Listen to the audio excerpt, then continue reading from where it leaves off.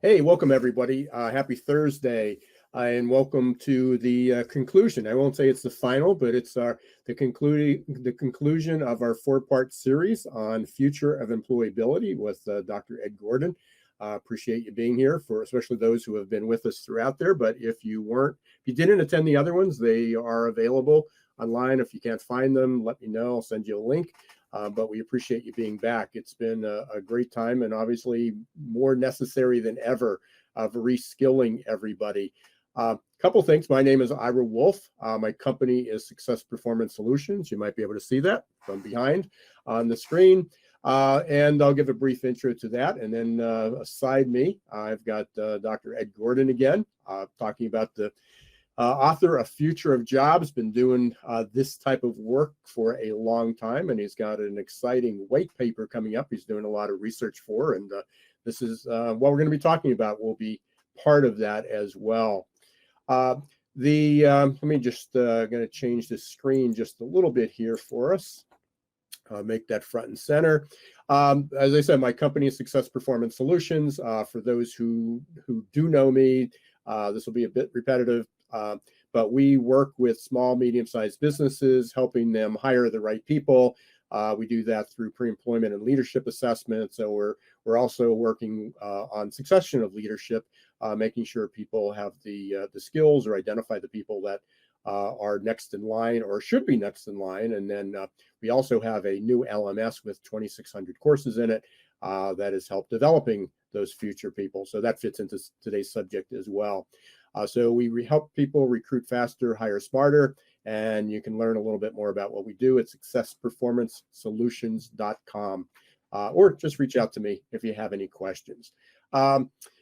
Before we jump in, this just came across my desk this morning. I thought it was quite appropriate. I just put it on LinkedIn a few minutes earlier to get, and we looks like a couple people saw it because they commented already. But if you can read it, I'm trying to figure out which skills I had in February, which will be transferable in October. And I don't think there's anything more true than that. We are talking about transferable. We're talking about technical skills for sure that we need going forward, but we're also talking a lot about a lot of transferable skills, such as curiosity, critical thinking, teamwork, collaboration. These are all on the soft side that have gotten ignored, but if you have critical thinking skills or curiosity or empathy, compassion, team building, collaboration, good management skills, you can use them anywhere. And I'm probably a classic case of that, and basically what Ed's talking about today. But I started out my career as a dentist. Many of you might know that, some don't. I haven't done it for 25 years, so don't ask me about filling your teeth or your gums or any treatment there. But when I left, I remember the biggest question was, what are you going to do? I mean, I thought you were a dentist. And basically my job title was my life. And frankly, I was a business person that just happened to provide dental services. I was an entrepreneur. I was a business owner.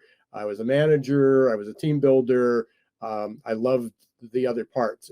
And that's something that I took for granted, that everybody thought like that, but apparently not. So there's a lot of people that have good transferable skills get overlooked because they don't have the job title. And then there's a lot of other people that have great skills, but they're stuck within a particular job.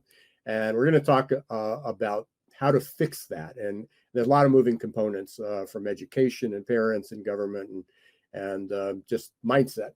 And we've been talking about that the last few sessions. But what I want to jump into today and make sure that, because we've got a great discussion with Ed, and then we also have some special guests that are going to come in and talk about what they're doing in their communities, in their regions, to develop this. And it is an uphill battle, but now more than ever is the right time to do it. So Ed, I'm going to let you do a little bit of an introduction for yourself.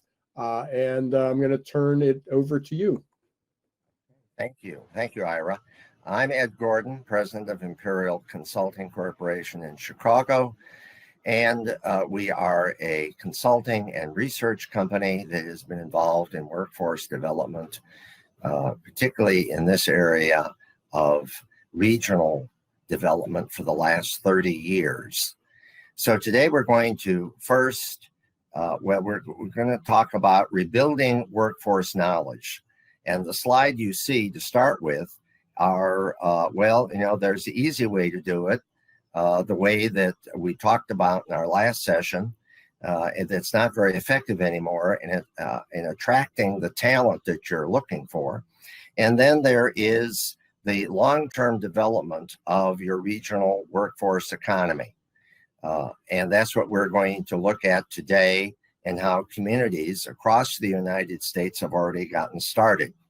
Well, how do you do this? Let's see the next slide. Okay. So, and while we're doing that, I just want to make sure that everybody knows, please use the chat if you have a question. We have a nice group today. I'll try to monitor that. You can also use the Ask a Question tab on the bottom of your screen. Just click on that and you can post a question there, but either there or in the chat. But please let us know what you're thinking, what questions you have.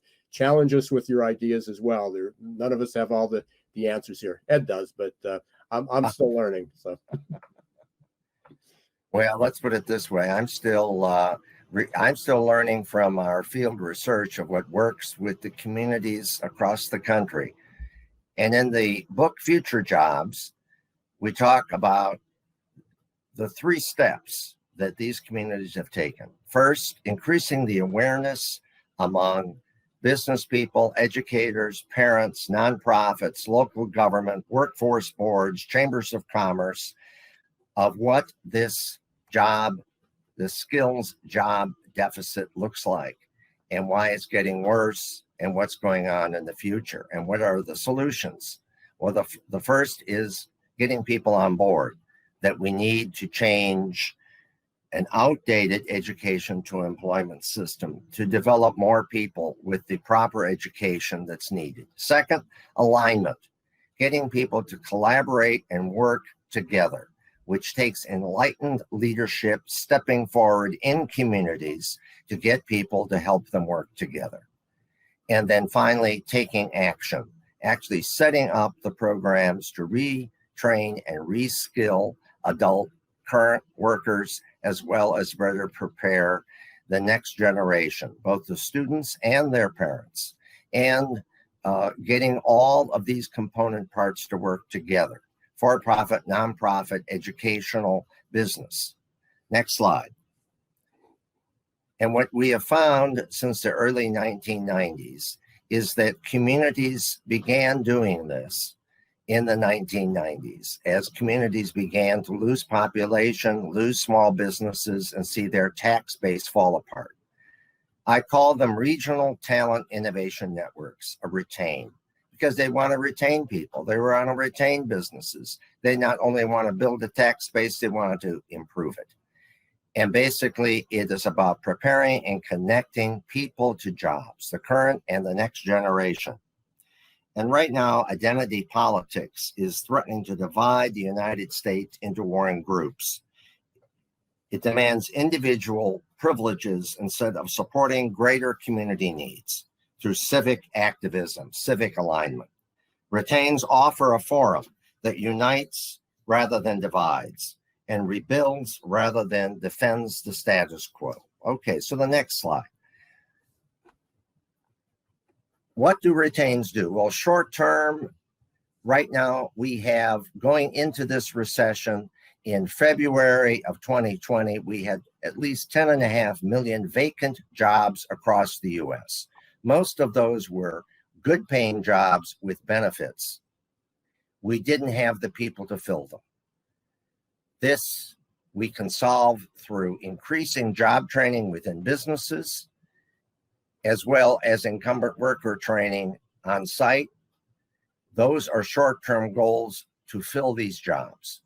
Each job costs a business at least $24,000 a year in lost productivity, performance, and profit. Next slide. The long term is implementing a regional talent delivery system. In other words, this is all interconnected. What goes on in elementary and secondary and post-secondary comes out within companies. And with the rate of change that is going on, all of these systems now are basically outdated. Some have made significant progress to change that. And some employers do invest in their human capital. But for the most part, we have been lulled into a sense of false security. It's like saying, who is going to criticize the third rail of Social Security or Medicare? No one. Well, who is going to criticize the current educational system and make substantial revolutionary changes? And when I mean revolutionary, I mean something to build up, not tear down and destroy. So it's hard at times to convince educators, parents, business people to change their cultural outlook on these issues. Moving on. What's the mission? Can I ask you a question there? Sure. While it's fresh. So, you know, the thought that when you asked the question, I know it was sort of rhetorical, is, you know, what could disrupt education? Well, it could be the pandemic, because they're, you know, the schools with large endowments are going to survive one way or the other. But there's, I can't remember the number, but there was a significant percentage of a lot of these small privately owned schools, or even state universities, that won't make it, because their model was, it was antiquated, for whatever reason, for many reasons, not for whatever reason, but for many reasons. So, you know, in my mind, if we go back to the way it was, then you're probably right. Nothing will ever change it. But I think the pandemic is going to really disrupt what education looks like going forward, and hopefully for the better. Hopefully it's not just the survival of the fittest, but there's a revitalization or a kind of a revolution within that space of how education is delivered. Well, right now, from our last program, we talked about how only about a third of high school graduates have reading skills, reading comprehension around or above the 12th grade level. The jobs today require at least 2/3, if not more, of all high school graduates to have that type of education. It's not a question of illiteracy. It's a question of we have too many undereducated people coming into the workforce, and we have to change that.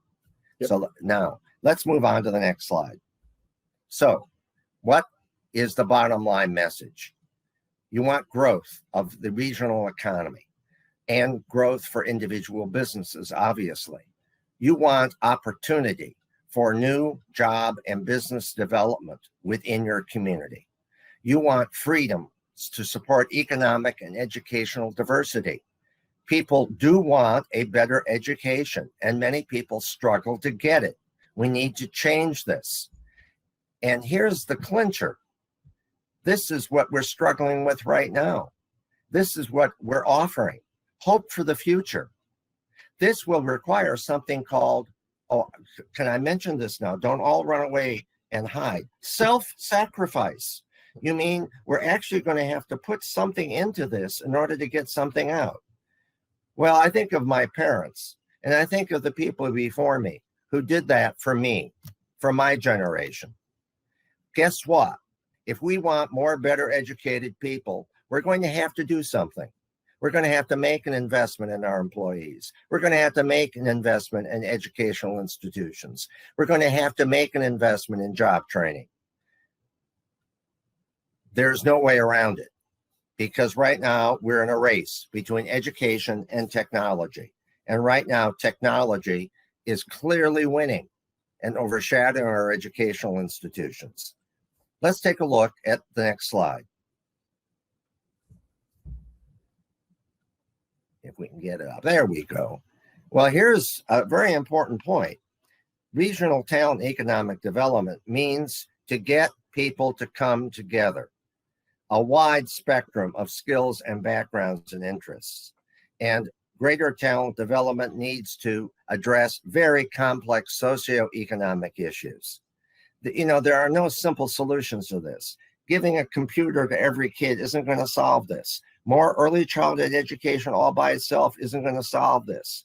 Having more career education in schools isn't going to solve this. Having more advanced math and science education by itself isn't going to solve this. It's going to take a combination of these resources and efforts. And also, we need to foster broader networks. Right now, these silos are competing against each other, and they are reluctant to sit down at the same table and thrash it out. One thing that retains do that work, number one rule, burn your enemies list. These are the people that live in your community, and they want to have a shared vision with you. They want mutual respect and trust to build a successful regional vision. So let's go to the next step. And what steps are needed to establish or retain? There we go. So first, the solutions and the shortfalls and long-term demographic meltdown. People have to understand this. Most people do not. They live in a fantasy land. Second, alignment, facing the challenges of partnerships. Learning how to collaborate and work with someone else does not mean giving up your ideals or surrendering to the enemy. It means coming up with a way in which you and others can come up with solutions that work, and trying them out and testing your own prejudices to see whether or not your vision really has any substance behind it. And then find action, implementing these different programs. These retains, many of them have been going on for 20 years, have tried many approaches. They measure what they do. If it doesn't work, they change. Because why? The market keeps changing. Moving on. Next slide. There we go. So who participates? Well, take a look at this. This is a wide variety of intermediaries: nonprofit, for-profit, local government, businesses, parents, educators, labor unions, workforce boards, chambers of commerce, the local Lions Club, the local Rotary. Many of these groups across all of these different patterns. And what we need is an intermix, a new collaborative intermix. The purpose is to rebuild that system from top to bottom and give kids and people two things. Everyone needs a liberal arts education and career preparation. It is not a question that STEM alone is going to solve this problem, or studying history alone, or just career focus alone. You need both. No one said in the 21st century that people were going to need less education. They actually are going to need more, and it's going to have to be continuing. And then incumbent worker lifelong learning. If there's one thing that was drummed into my empty head since my childhood and has gotten louder and louder, is that what I know today is going to be obsolete tomorrow. When I talk to my graduate students, I tell them when they finish their MBA, unless they keep their knowledge up through in-service programs, courses, and reading, everything I've taught them will probably be obsolete or going out the window in 5 years. What do we want? We want higher wage, higher skilled employment for more people in our communities. It is one of the best ways to overcome the prejudices and class, racial, and ethnic divides in our system. To do this, the economy needs to expand. Look, all that money, all that deficit money that we now have, greater this year than the gross domestic product of the US. Someday we're going to have to pay it off, you and me, both of us. We're only going to pay it off if we expand the economy and have the tax money to do it. Otherwise, we could have ruinous inflation. Let's move on to the next slide. Well, here is the key: coming together and creating a new vision of what we need today through information, through talking a common language, through improving our listening skills. And what steps we take to prepare more students for this labor market vision. You know, why do parents of elementary students need realistic information about future jobs and careers now, not when the child's in high school or later? What can be done to help workers keep up with the technical and business changes and innovations to improve their performance, productivity, profit, their salaries, and advance? These are issues that we need to look at and discuss, and that's what retains do. Next slide. We need visionary leadership. We have them. People are afraid to step forward today because they'll be called out, they'll be ridiculed, they'll be talked down to. We need to work across business sectors and socioeconomic issues. Too many workforce partnership programs have only been based on a single business sector, and then they become self-defeating because others set up rival networks for other sectors. Not everyone's going to go into healthcare, folks. Not everyone's going to go into IT. Not everyone wants to repair a car or be a plumber or electrician or build an airplane or be an engineer.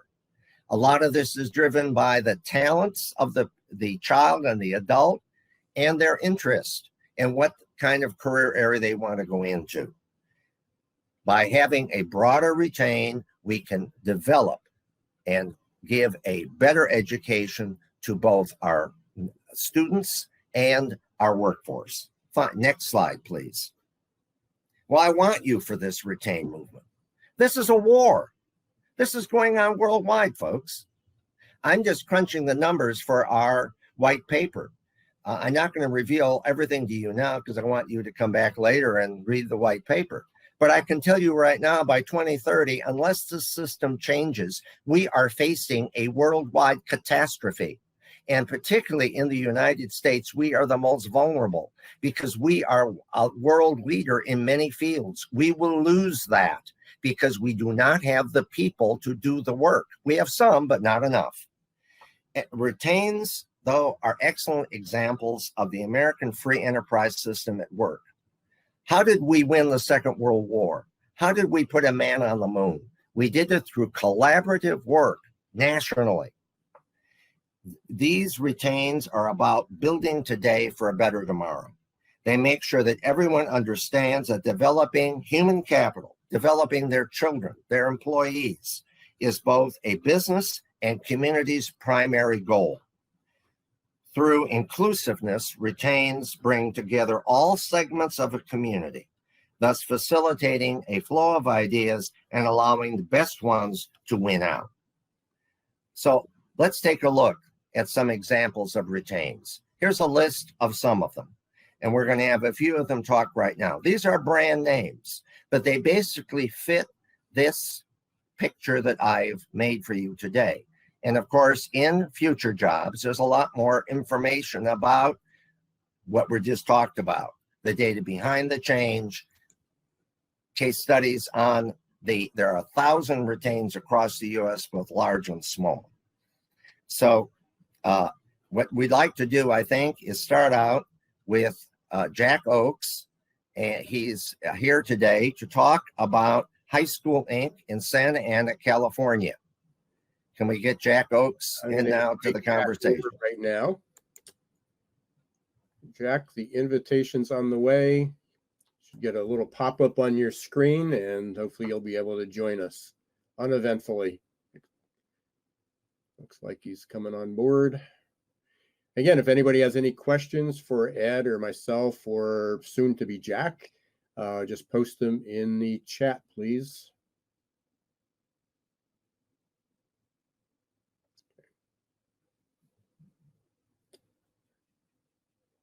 He's coming. Sorry for the delay, folks. There he is. Okay. Jack, can you hear us? Are you there, Jack? Oh. I can hear him clicking, I think. Okay. Oh. Jack. Hello, Jack.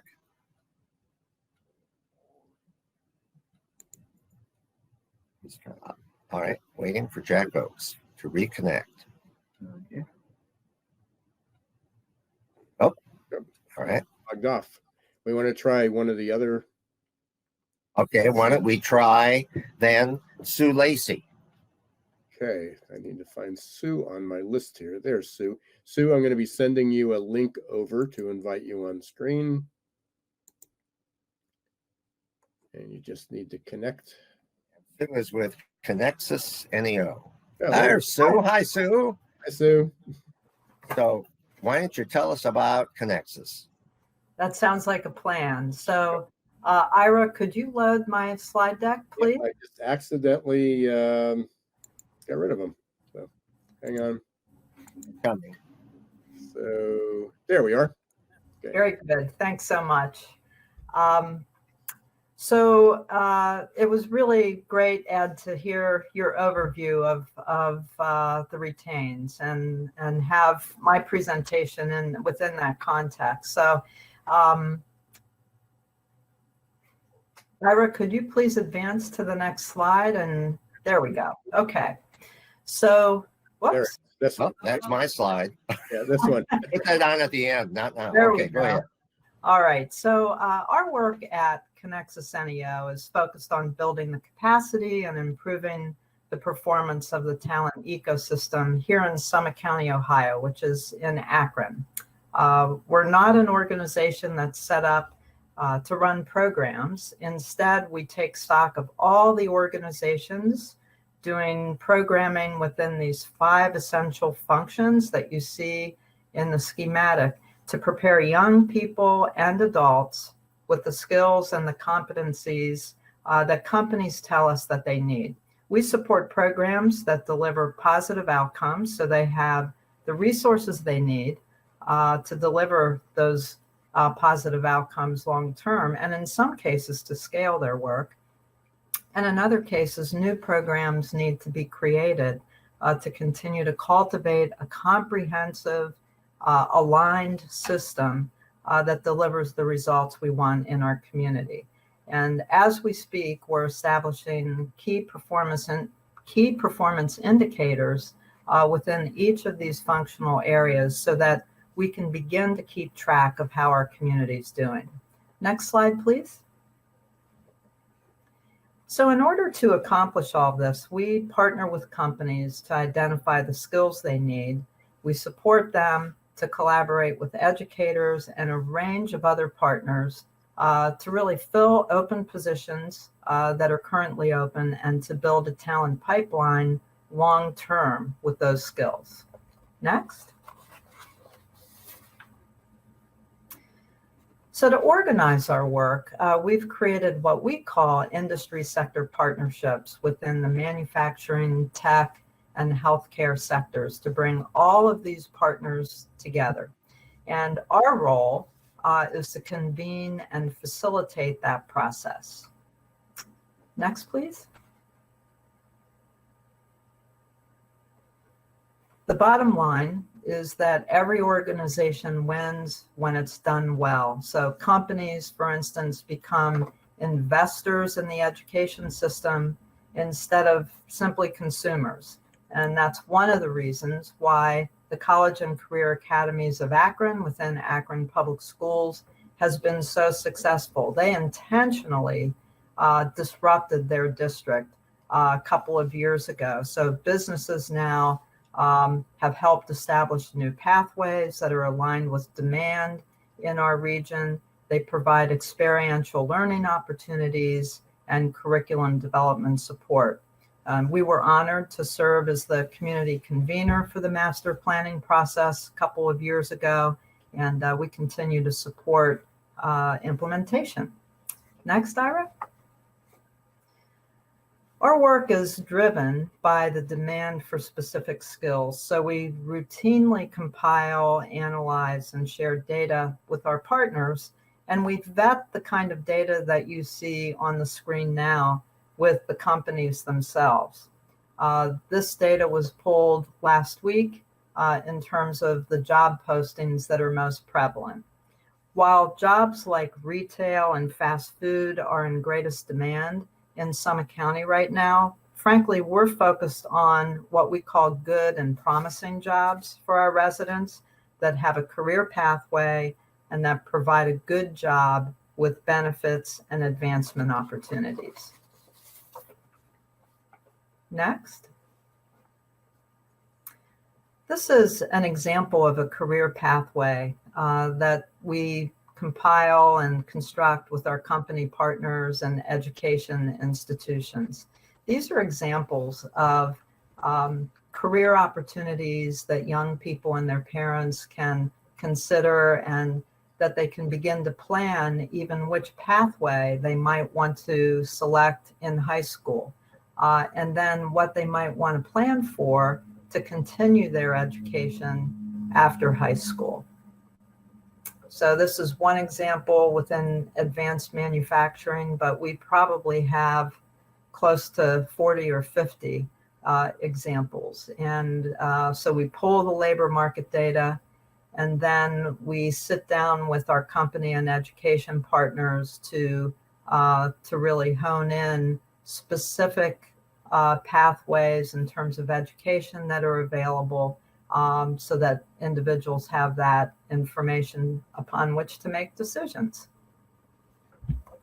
Last slide.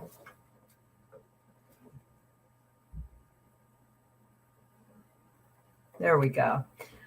So when we think back to that talent ecosystem schematic that was on the first slide, and I mentioned that we look for where we have centers of excellence that we want to build capacity and ensure that they're connected to other partners. We also know that there are gaps within that talent system.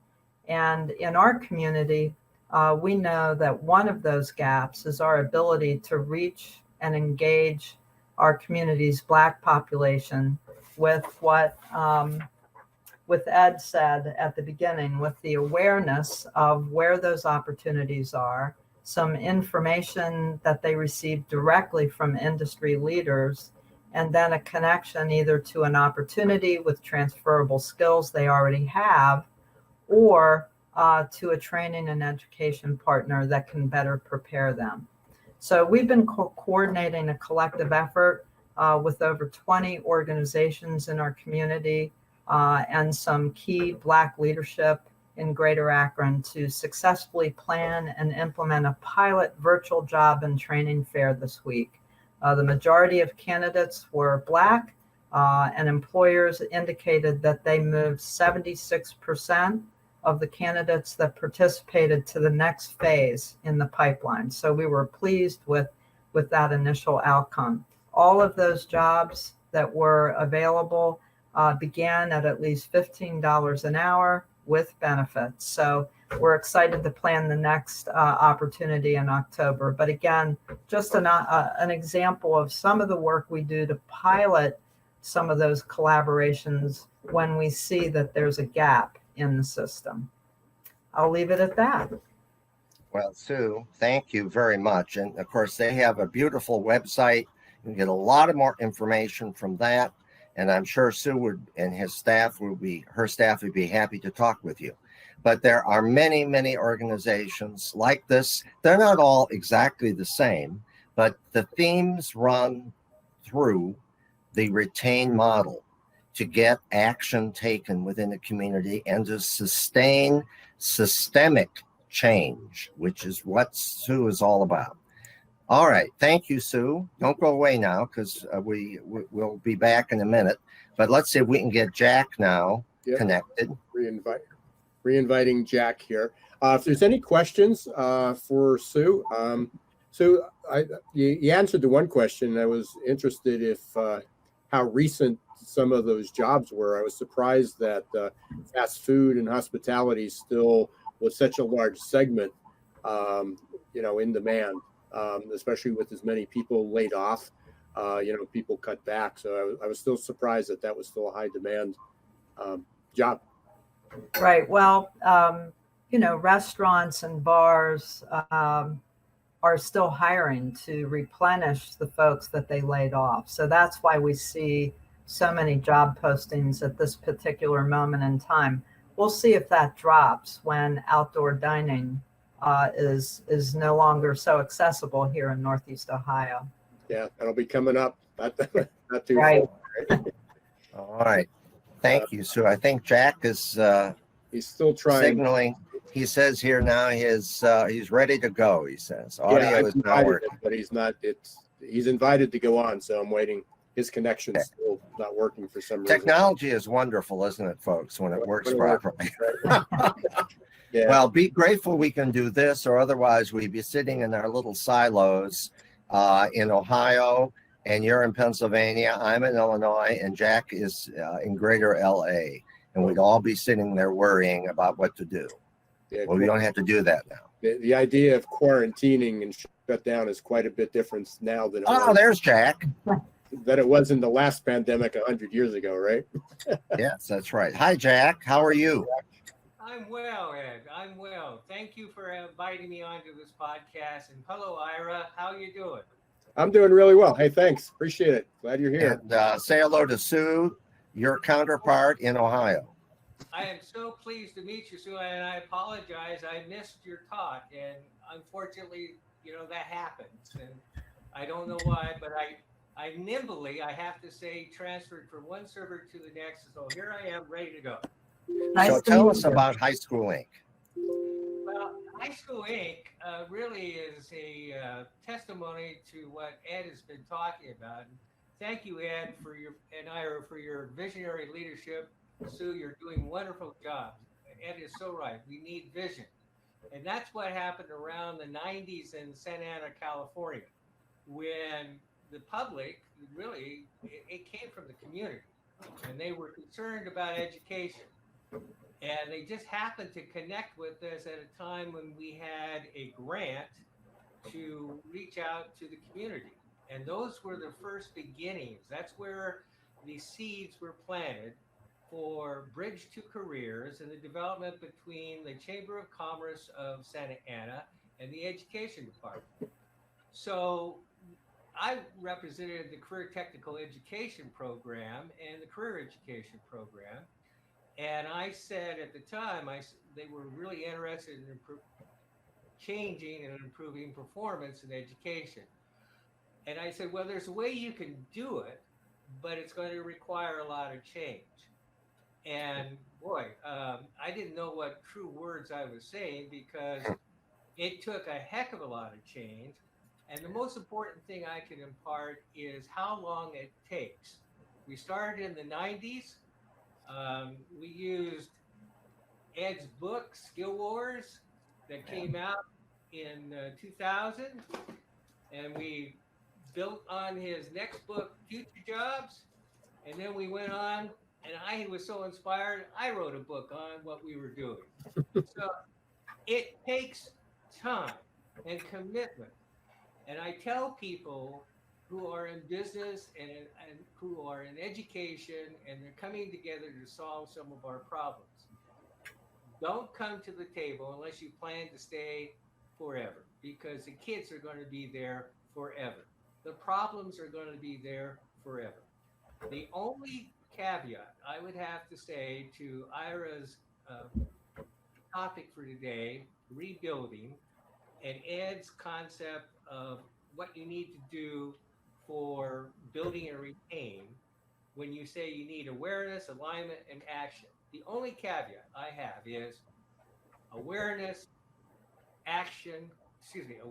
alignment, action, repeat.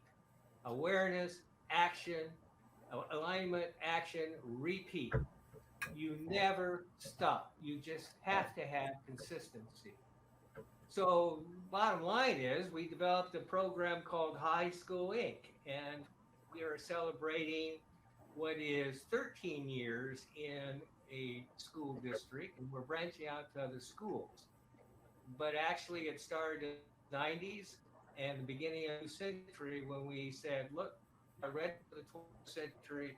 How are we going to do it? And with a core group of people, we kept reaching out to try to get other partners to see the problems and issues at the time. You're so right.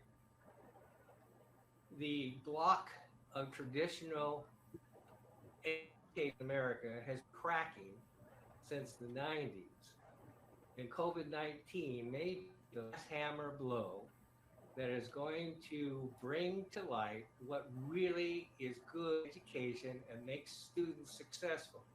Because we're learning now, well, it's not just about filling their heads on virtual screens. They're not getting it that way. And it's not just about the traditional subjects.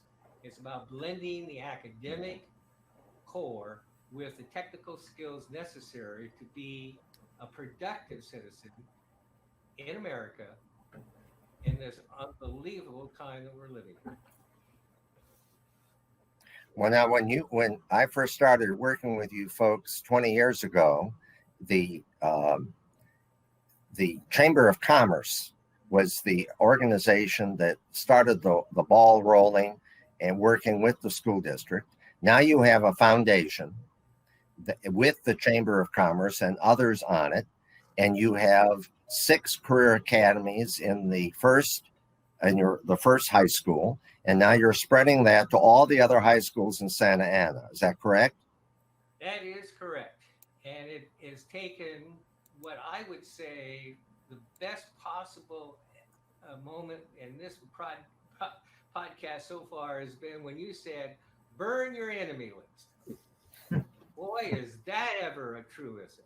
Because the people you think you're not going to be working with are exactly probably the people you need to bring to the table to get your agenda done. Well, let's hold that thought now, because we do have another person online who has spent her life in building collaboration around the world between business groups, political groups, etc. Her name is Ann Von Aaron. And can we get Ann connected now? Because she's there. Yep. I just sent and her. we'll get her on. Yep. And I'd like her to talk a little bit about this. So while we're waiting, let me throw this question to Sue and Ed. There was a recent poll that I had, and again, there's Ann. We'll come back to my question. Hi, Ann.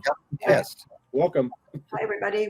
Great to be here with you, and just it's exciting to hear. And I really commend what you were just saying, Jack and Ed, and just how much work it is to bring people together who have different perspectives to get aligned on one common vision, and then to work through all the differences. Well, Ann, we met a few years ago, and Ann has made her life work to come up with a process to help leaders in different fields to come together, form a common vision, and collaborate. Why don't you talk briefly about that process, Ann? Okay, I will just give you a quick overview. It's a simple acronym called OASIS, and I'll give you a simple example. A very simple example. Let's say a person comes in late 3 times to a meeting. That would be what we call the observable data, just the facts. But immediately we make assumptions. Okay, they're not committed to the team. They're trying to make me look bad. They don't really care about the project. We often go to the negative assumptions. We have emotions about this. So I feel angry, I feel disappointed, and it's based on our background, our conditioning, our experience. So that would be the A. A is becoming aware of what's my assumptions, what's my emotions, and what's my background. And we all react, as you know, Jack, and all of you, that everyone thinks I have my agenda, they're against me. We go to the negative, which is just how humans work. It's called negative attribution error, and that's our first instinct, is to go to the negative. But what we need to learn how to do is the next letter of my model, S, is shifting. Notice our reactions. So I teach people how to notice. Usually it's a physiological reaction. Maybe our stomach is tight or our heart is beating. We have a reaction to stop, step back, and to shift into this open state. So we need to get all the parties involved to understand that this is how humans are working, and how do we shift into this open state. And then we move into the I, which is important. So what's important to you, what's important to me, and what's important to us. What we tend to do is jump right to solutions. And then we hold on to my solution as the way to go. and I don't want to hear your solution. So this is basic stuff of how, and it happens in all arenas, in our families, in our communities, and you all are taking a really even a more complex, taking a larger system. But we need this in our country, in our world, in all kind of areas now, healthcare, climate change. We need systemic change, but we need people like you all, visionaries, but we need people to manage our reactions and to be more open to others. So this is what especially now in the world, just even in companies, trying to understand how do we create open environments for dialogue, for possibilities, for creativity. So it's not easy. I just give you my simple OASIS model, and then I would again have a conversation because everything happens through conversations. So now that I prepared, I would say, hey, Jerry, I noticed that you've come 3 times late. And then I would decide if I share my assumption or not. But I'd say, I'm curious what's happening. I'm trying to be open. He'd say, well, Ann, don't you remember that I had another training program to go to? And I would say, no, now I wish you would have told me. But now he says, no, I did tell you, remember? And I'm like, oh, never did finish reading that email. So then I would say, well, tell me more. What do you need? He needs to go to the training program. What do I need? I need to get his information because now he's coming late. Everybody else is coming late. We both have a common goal of getting Project Z achieved. So then once we understand each other through empathy, active listening, asking good questions, then the solutions jump up. So we need to create the intention to have an open mindset. So that's what I'm talking about. Thank you. That's a very quick 1-minute version. It's very quick. I spent the week on listening to, actually I hosted another webcast. We were talking about quantifying equity, diversity and equity. I was on a couple of different podcasts this week with that. So the OASIS model can be applied to that. Absolutely. In fact, that is a lot of what I'm doing these days, trying to, and I have other project parts of it, but basically trying to create an open environment regarding diversity. And it could be a diversity of styles, diversity of whether you're in the company or whether you're in the school or whether you're, just mindsets. So how do we, this is the biggest skill I think we need right now. How do we learn how to manage ourselves really and manage our reactions and shift into this open state? That's the power. And it changes your life if you can do that. So what we're trying to do here, folks, is to show you these 3 steps. First, to create real awareness of what this skills job debate looks like. Secondly, how do you get people to align? You can form a community group, you can set up a nonprofit, but if people can't learn how to work together to collaborate, nothing happens. Then if you form the vision, how do you take action? How do you decide where to start? Jack started in the late 1990s. It's taken them a long time to do this. Now the urgency is increased. Sue with ConxusNEO, they have actually ramped up their programs much faster. But you know why? The urgency is there. Their town was bleeding. It was dying. That's why they took action. But then in the end, it takes the key ingredient, enlightened leadership, and people willing to give ground and sacrifice some of their power, some of their prestige to work together for a common solution. So that's what retains are all about. And it's about reinvention, not destruction, and reemployment. And then, you look at all the HR problems that occur with the action. And so you can see now from the cast of characters we have assembled on this screen in front of you, you can see all these component parts. And the key ingredient, again, I guess, is your commitment, your willingness to lead and take a risk within your company, but mainly within your community. Your company by itself cannot solve this problem. It is too great. It is a socioeconomic issue. And to change the culture of your community is going to take a mighty effort from many people. So do we have some questions Ira, that have come up that we could? I don't see anything here, but if anybody does, please put them in the chat. Or if you'd like to come on screen, I can invite you. Just put your name in that you'd like to come on screen, or just post it. But let me go back to the question when Ann was coming on that I had. There was a recent discussion, certainly about education getting back to work. There's this battle going on whether online education is as good as in person. Certainly for younger adults or younger children, elementary school, there is that need to be there. But it was interesting. The poll of college students or the post-secondary students was that they felt that the online education was actually better than what they were getting in the classroom because there was more engagement. And I found that even through some of my presentations at conferences, doing it virtually. There's this whole side chat. There's more an immediacy rather than trying to listen and take it in. So that environment worked. What they really missed, though, and it's an important part of the education process, was the socialization. Right. So it was where everybody's saying, no, we need to go back to school because we want our part of our tuition back because the education's not as good. They weren't necessarily talking about the learning experience. We're talking about the socialization experience. I see some heads nodding, so I'll throw that out to comment on because I think that's an important issue. I can address that a bit. In my experience, what I have seen over a period of time with the technology we have, media involvement of students, we have created a population of students. Ed, can you move a little closer to your mic? You're Yes. All right. Oh, we just lost that. You're Jack. Or Jack. Okay, Yeah, so- Jack. Move closer to your mic, Jack. All right. Here I am.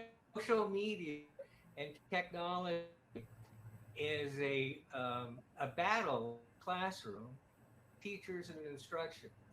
And while I agree that college students can readily receive information and evolve within Zoom atmosphere, if we're working toward preparing skills for the future, what we need is the interaction of project-based learning and problem solving, real life problems in the world of education.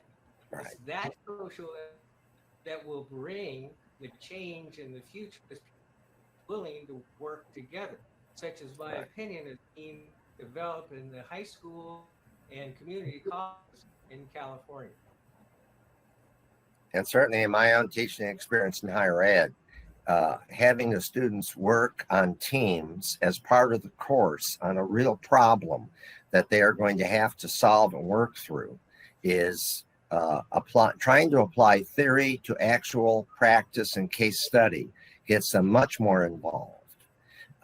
And blended learning has always worked best for most people because of the social component, short attention spans that seem to be getting shorter with many people, and also the requirement that you're at a certain place at a certain time, and you have to have the self-discipline to be there and participate. So these are some of the foundations of learning. And remember, in the end, it's the degree of learning that you measure that has resulted from the effort. That's really what counts.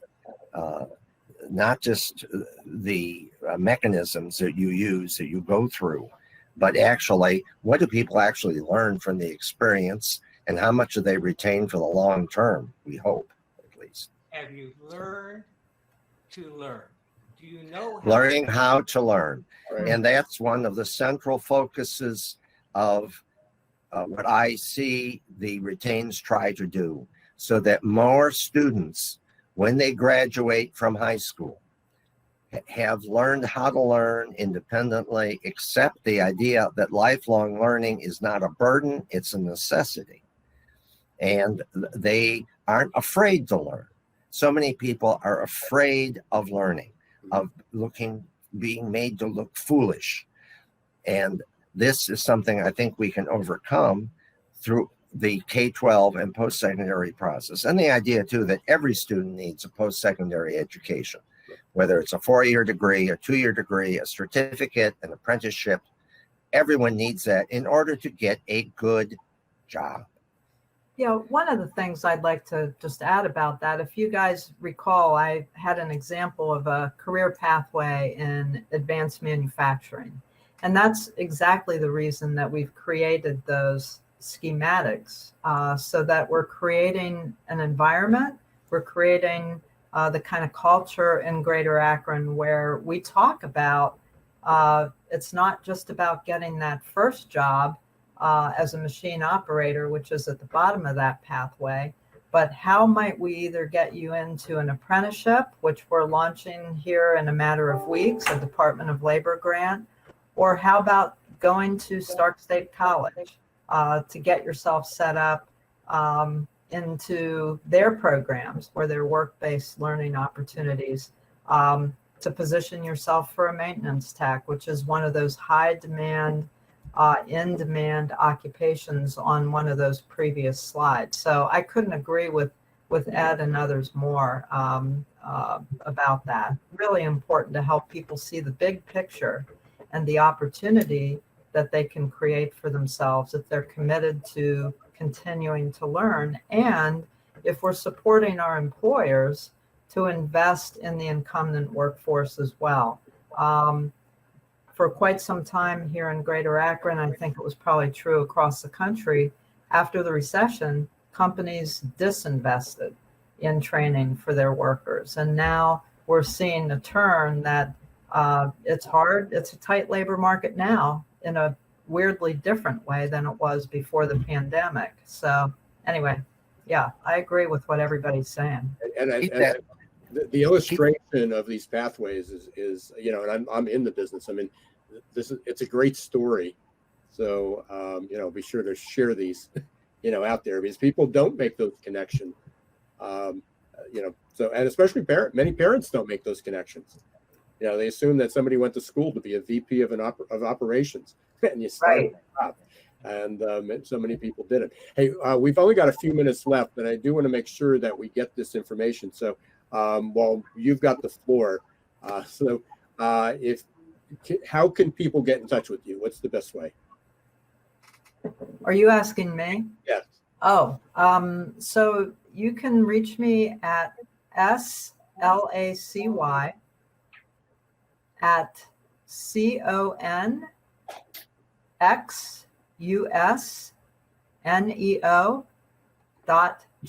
JOBS. So there it is. Well, yeah, below all of our pictures, but you can find me on the website too. Okay, great. Now, also for our many listeners, if you put up our slide with the future job slide that we had, you can contact us that way. And I certainly have contact information for many, many organizations. We hope someday to have a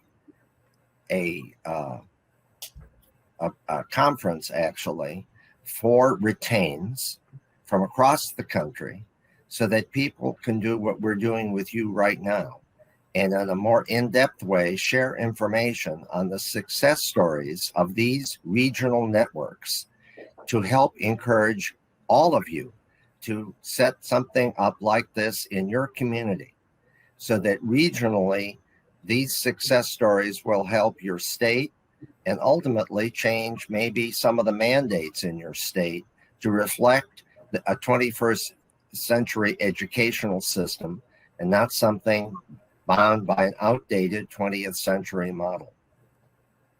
So, I want to thank Ira for these 4 programs, that we've had now. And next month, I hope to return with Ira. We're going to put the Gordon Report virtually now and talk about labor issues, hot issues as they're occurring, leading up to the white paper coming out. We expect it now in February of next year. Jack, I want to give you a chance, and also Ann.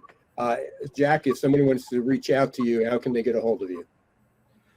Well, I would encourage them through Ed's website. Okay.